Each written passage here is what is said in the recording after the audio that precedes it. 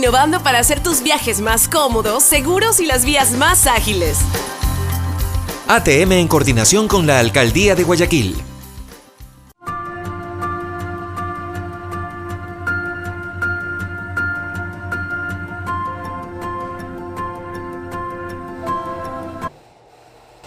Muy buenos días, bienvenidos. Yo soy Anderson Boscán. Esto es el Café La Posta, un espacio para revisar la coyuntura política, la actualidad nacional. Hoy es martes 2 de abril, un día importante. Doy un agradecimiento especial a las marcas que nos acompañan a hacer periodismo independiente, por supuesto, la ATM de Guayaquil, que está con nosotros apoyando el periodismo independiente, Hyundai, que está con nosotros desde el principio, y Barista, donde nos sirven el café de la mañana, y el Patronato San José con los guaguacentros que han cambiado la vida de más de 13.000 familias en esta ciudad. Es un día importante en la República. Revisamos sin perder el tiempo los hechos en caliente.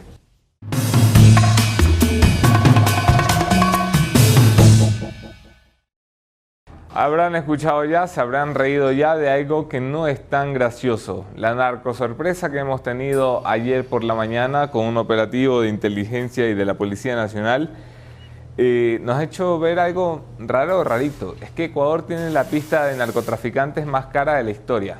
2.000 millones de dólares. Bueno, 1.500 millones de dólares metidos a ese canchón, que pensábamos que era un canchón, que otros creían que era una refinería. Pues resulta que lo que es una pista del narcotráfico. Por allí despegó ayer un avión cargadito y no de buenas intenciones en un operativo policial que frustró al menos a la compañía del avión, la compañía terrestre, y dejó a algunos detenidos. La policía no sabe si esto se trata del primer despegue que ha tenido el narcotráfico de la refinería del Pacífico, llamado así a ese terreno plano, pero nadie cree que así sea. Todo el mundo cree que no es la primera vez. Es muy sospechoso lo que allí pasa. Tenemos atentos a las investigaciones.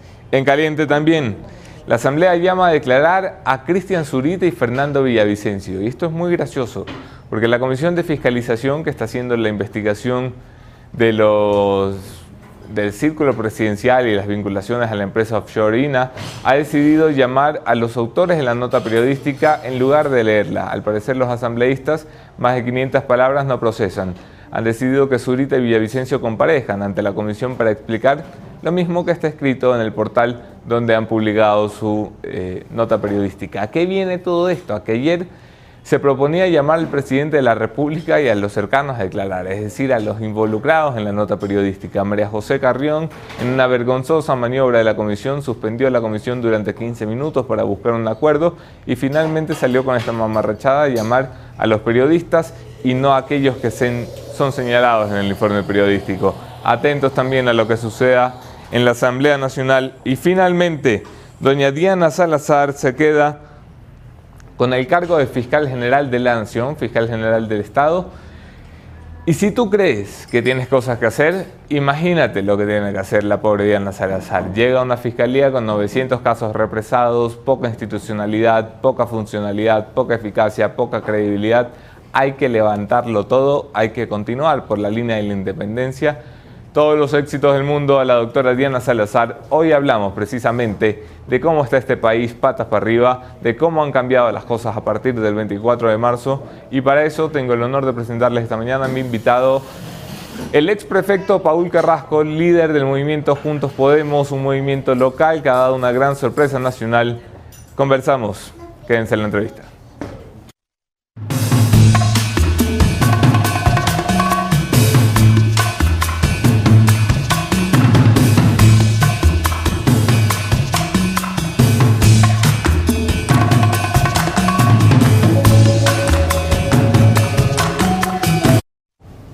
Gracias a todos por quedarse en la entrevista. Yo soy Anderson Boscán en todas las redes. Podemos seguir allí la conversación.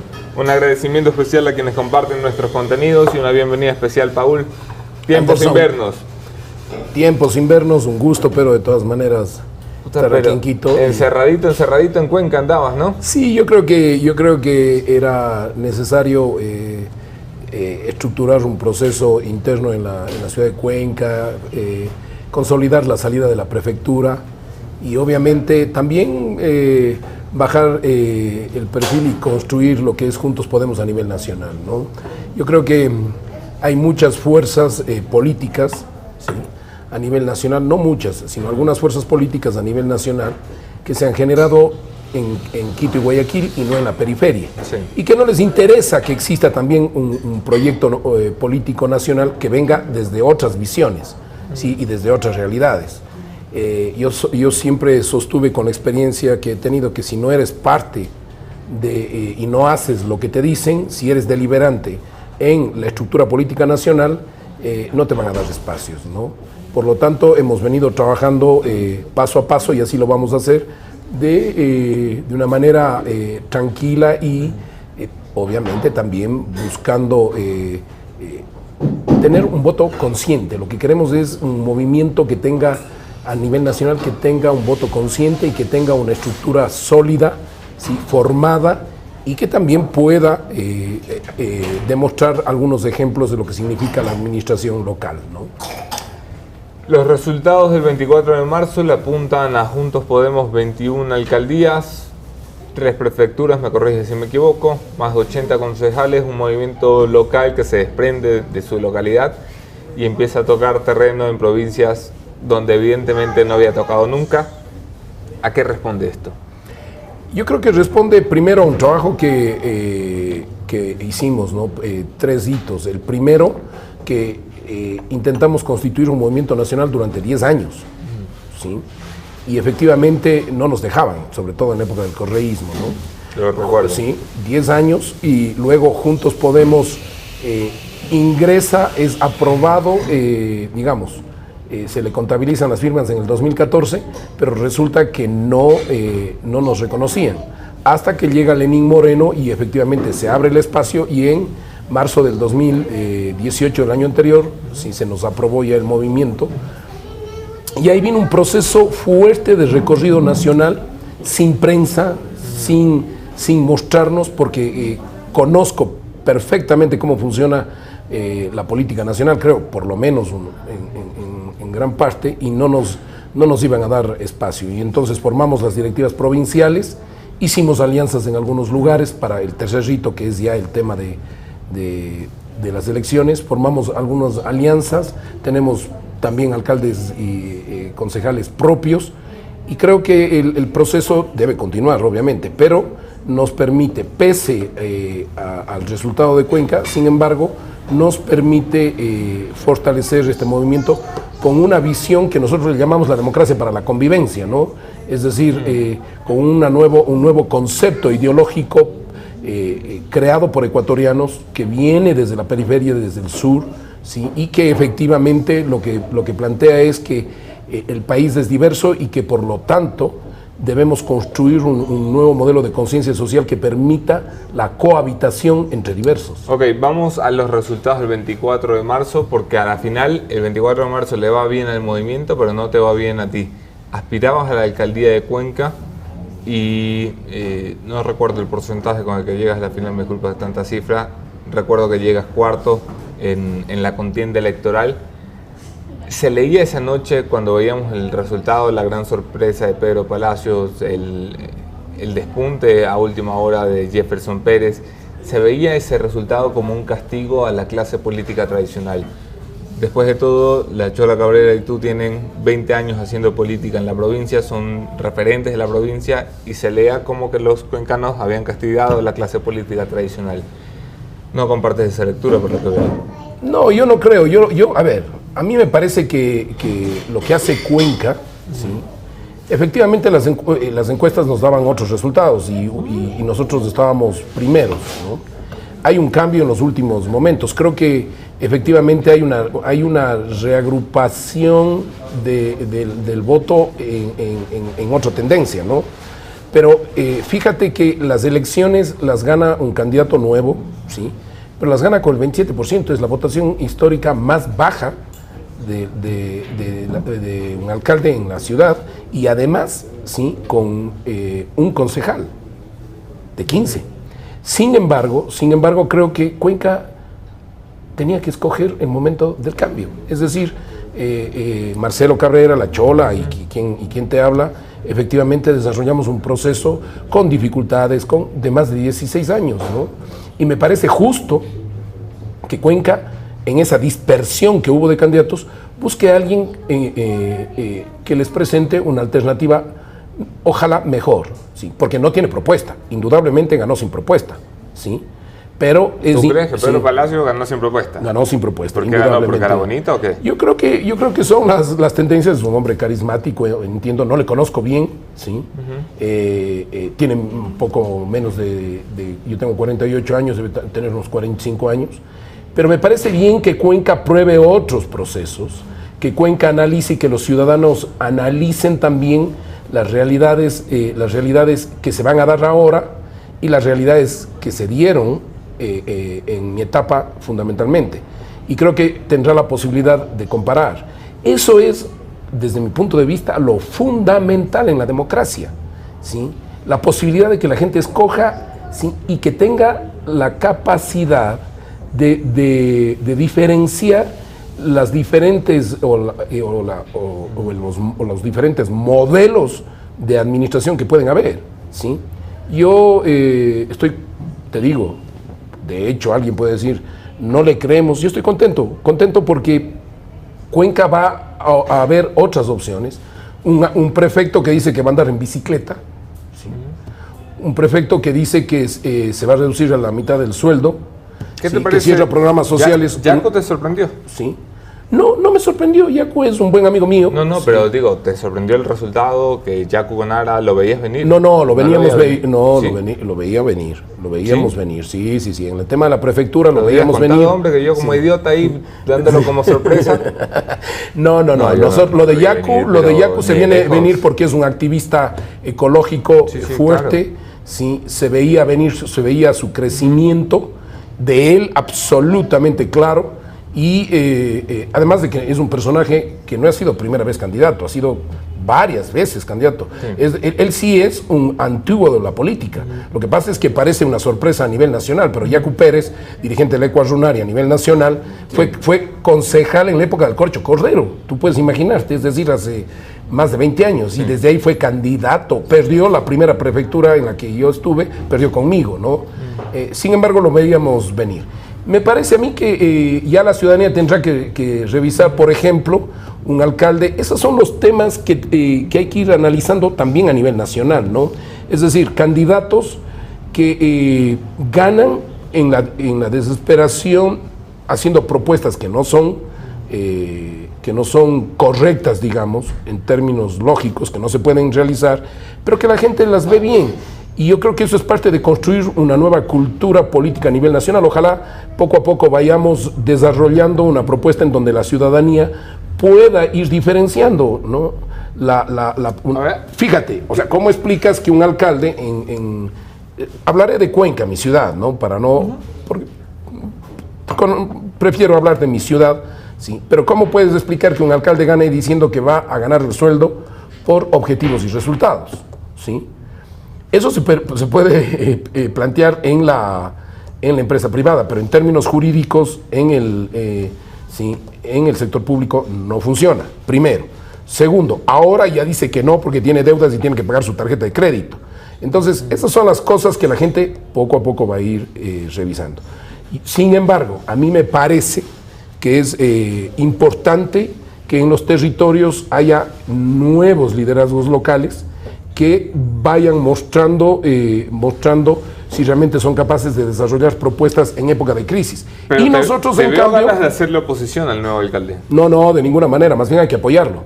O sea, yo lo que hago es un análisis crítico de su propuesta, pero es indudable que hay que apoyarlo, y esa es nuestra posición, ¿sí? Por la ciudad, ¿sí? Ya dependerá de cómo los diferentes alcaldes del país, los nuevos sobre todo, vayan siendo capaces de construir consensos y gobernabilidad, que es lo más complicado.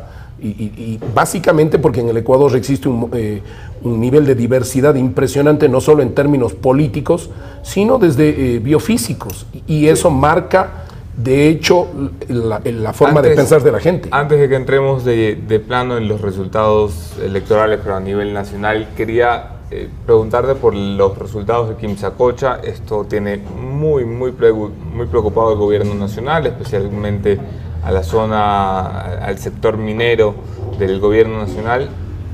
¿Creen que es un ejercicio que puede irse replicando en todo el país y a la final creen que es un ejercicio en el que el país puede cerrarle la puerta a la minería. Es un discurso que va a reivindicar la izquierda.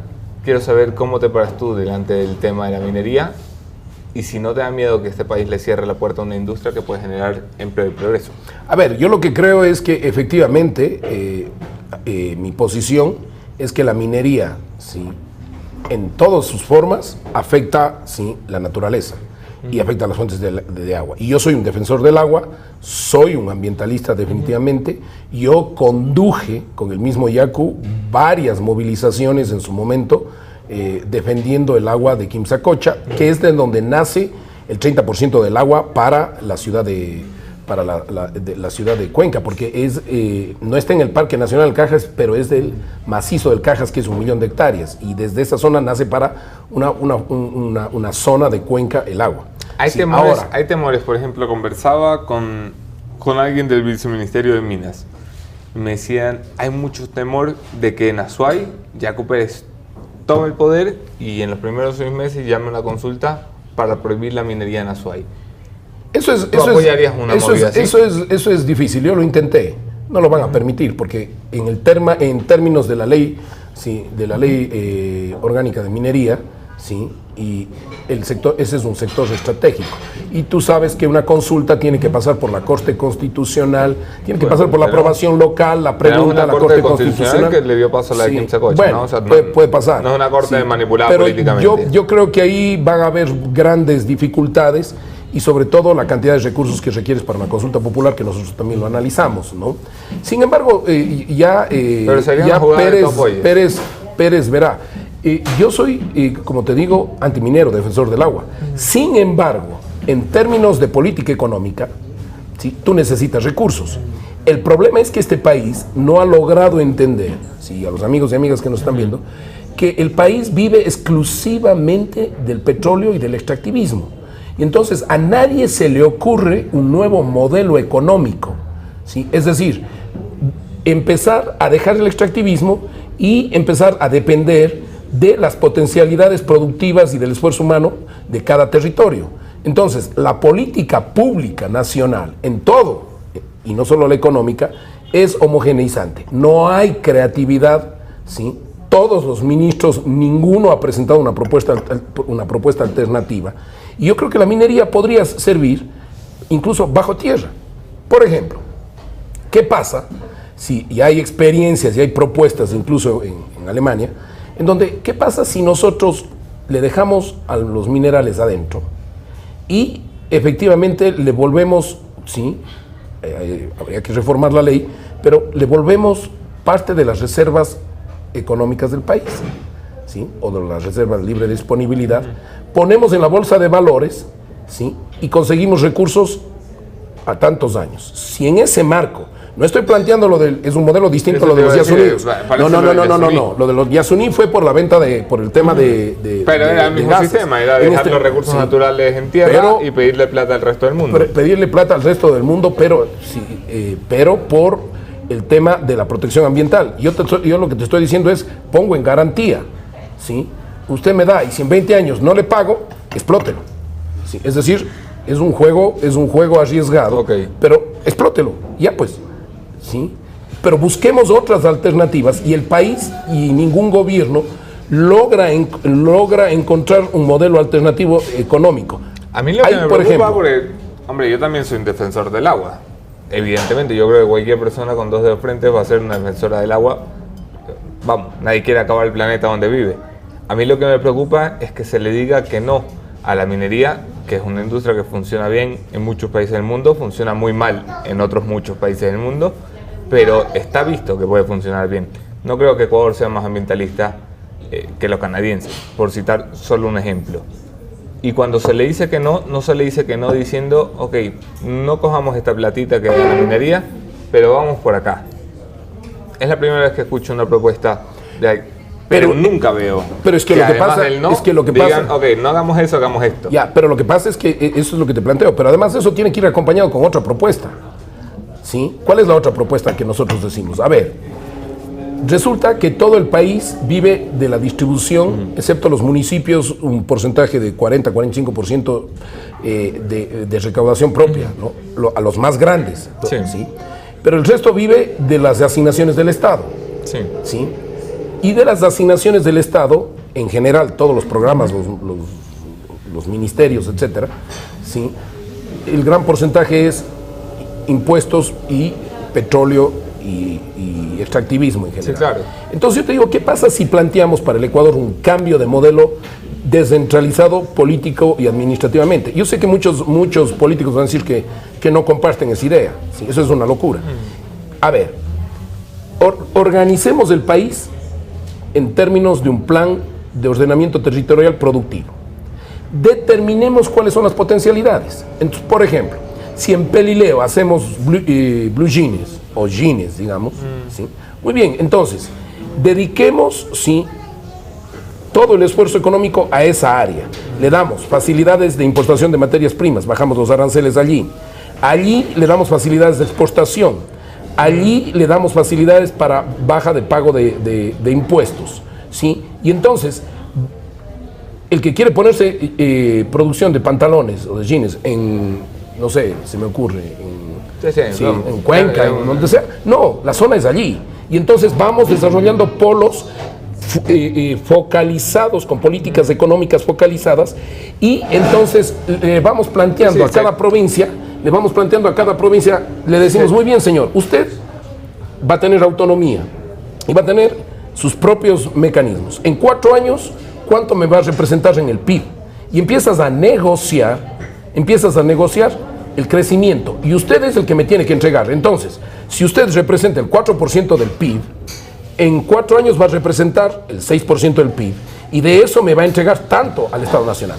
Entonces pasamos de un Estado paternalista, donde Quito y Guayaquil sostienen, de hecho tiene que pasar por una reorganización también del tema de las declaraciones, ¿sí?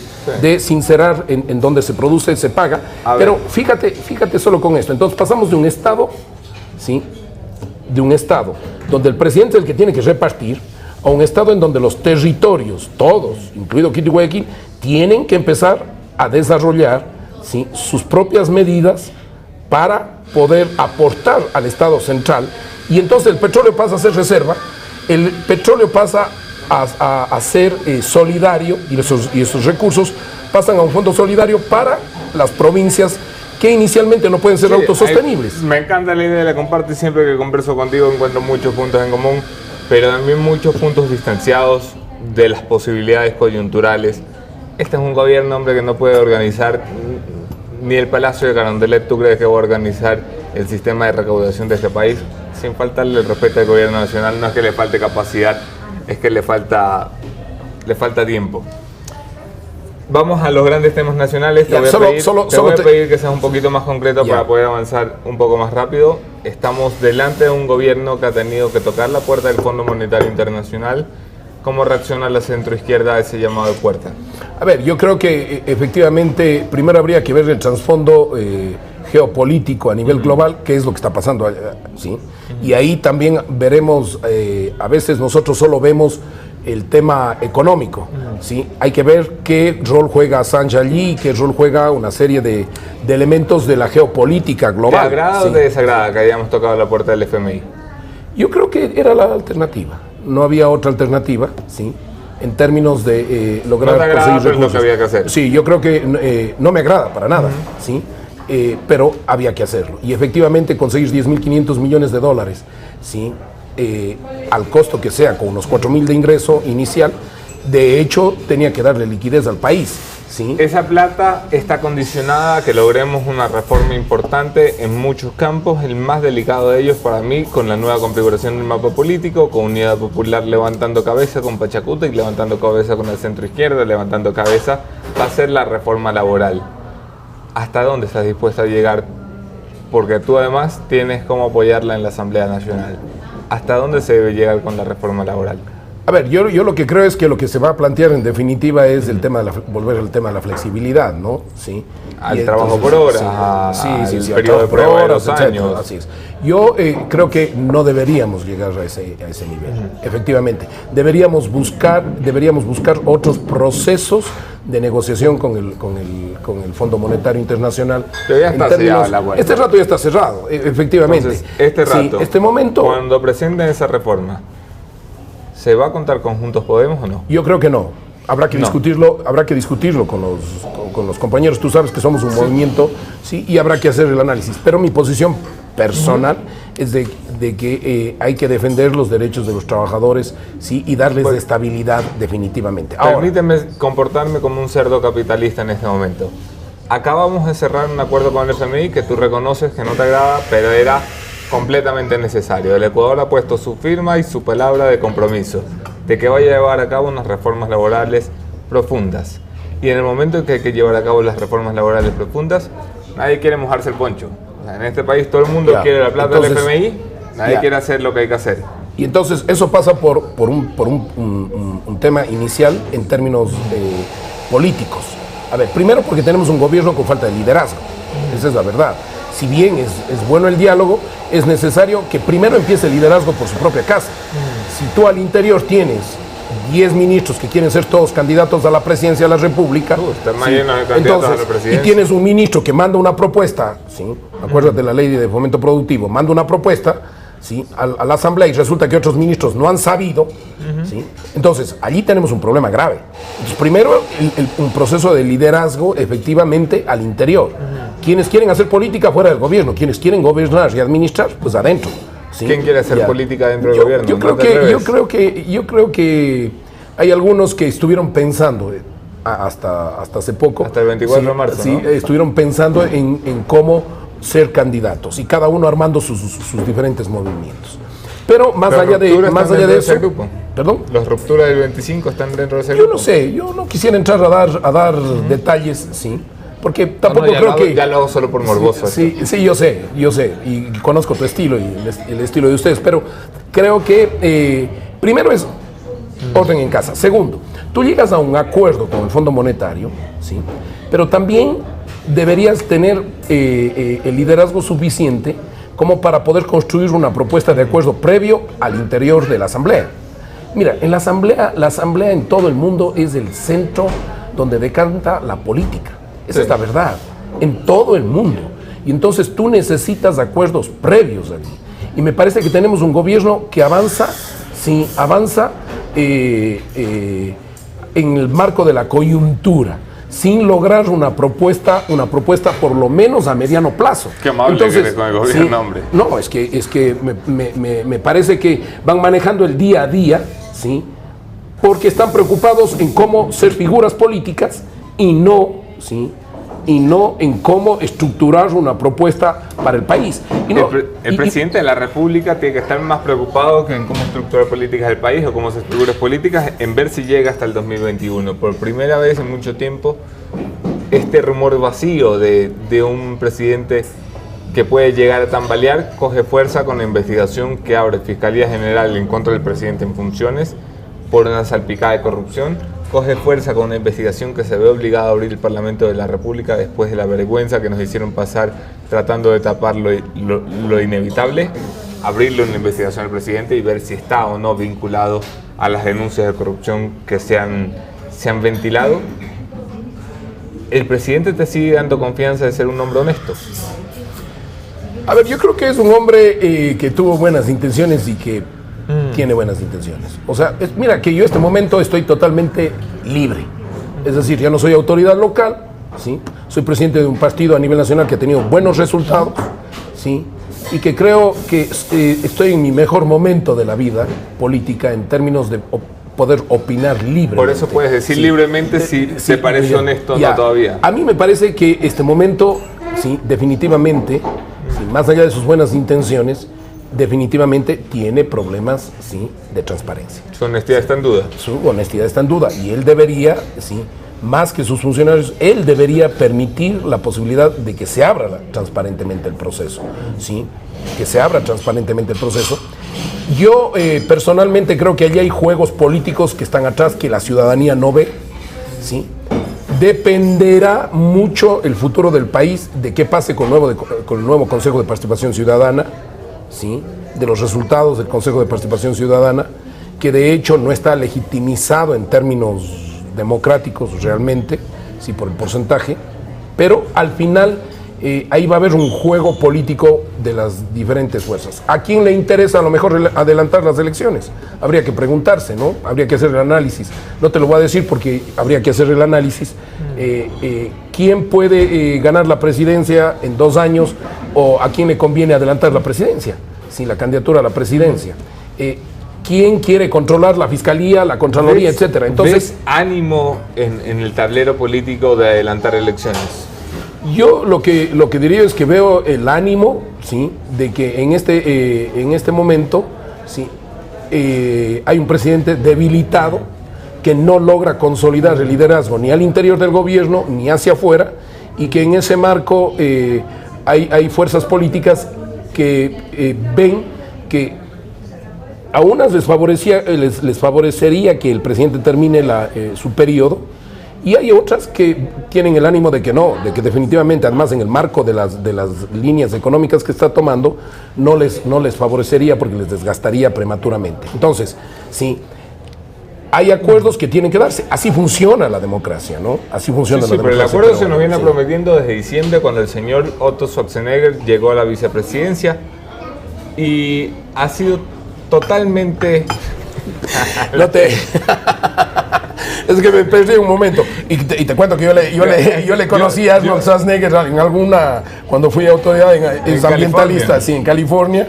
En alguna reunión firmé incluso un convenio con él y realmente no te entendí, pero hasta este momento, ¿no? Ojo que fue el peor gobernador, creo que uno de los peores gobernadores que tuvo California. Hombre, pero muy popular, ¿no? Además puso ese oso afuera de la oficina que todo el mundo va a tomarse fotos allá. El vicepresidente está encargado del Gran Acuerdo Nacional. Está encargado desde diciembre.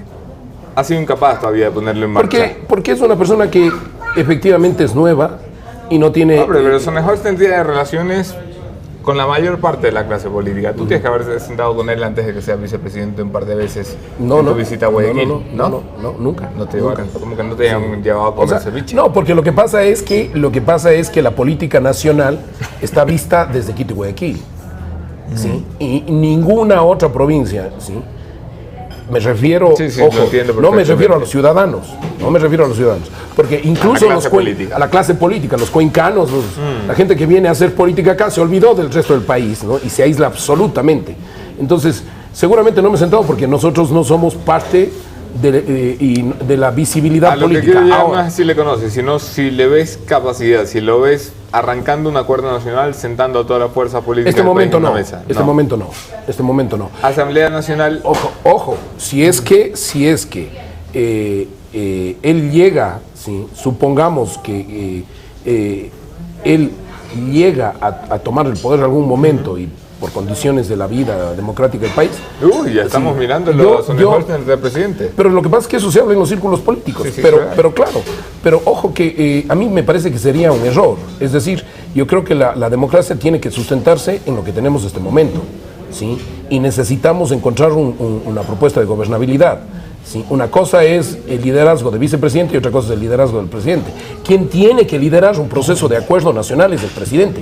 Sí, él es el que tiene la autoridad política. No lidera nada, se ha delegado toda la en esa línea. Aquí hay 5 presidentes. En esa línea habría que. Sí, claro, yo estoy de acuerdo contigo. Entonces, en esa línea, sí, yo no sé si, creo que hasta más de 5 presidentes, sí, pero en esa línea lo que deberíamos desarrollar y plantearnos efectivamente es qué le conviene al país. Y yo creo que al país en este momento le conviene, sí, un Lenín Moreno que se refortalezca y que podamos estructurar una propuesta de consenso, por lo menos en un punto, el económico, para darle salida y viabilidad al país. Okay. Sí. Terminamos con la Asamblea Nacional. Paul Carrasco, gracias por visitarnos esta mañana. Se viene un cambio de directiva el 14 de mayo que es muy probable que se adelante con el escándalo en el que se ha metido doña Elizabeth Cabezas, quien termina su corta presidencia con un charco de vergüenza. La pregunta es, ¿quién debe controlar la Asamblea Nacional? ¿Debe quedar la presidencia en manos de Alianza País?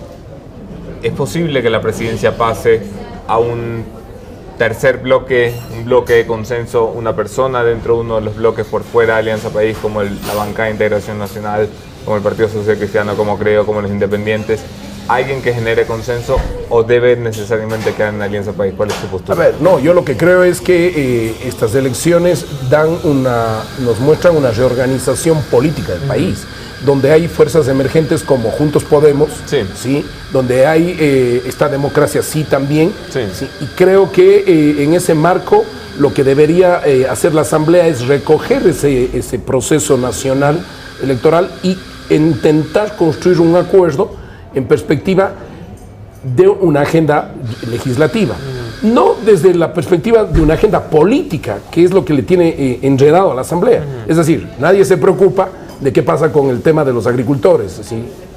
El tema de la ley para los agricultores, del tema del desempleo, del tema, claro, del tema de los pescadores. Es decir, en general, lo que requerimos es un acuerdo, por lo menos desde la legislación, para desarrollar una propuesta económica, la postura frente al tema de la ley de fomento productivo, digamos así, en términos del acuerdo con el FMI. Entonces, pero ese nuevo control de la Asamblea debería estar en perspectiva de la reorganización política que ha tenido el país. Sí, o de no nos vamos a poner de acuerdo.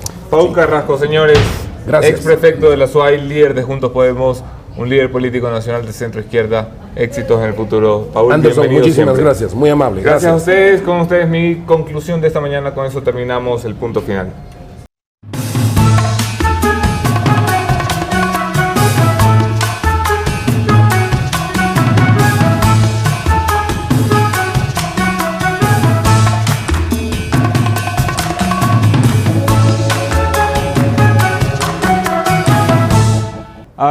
A ver, las cosas se van complicando para el gobierno nacional y se van complicando primero porque la coyuntura es delicada, porque las fuerzas políticas están fragmentadas, pero sobre todo porque el gobierno está incapacitado en su posibilidad de reacción, incapacitado en su posibilidad de enarbolar una bandera de transparencia.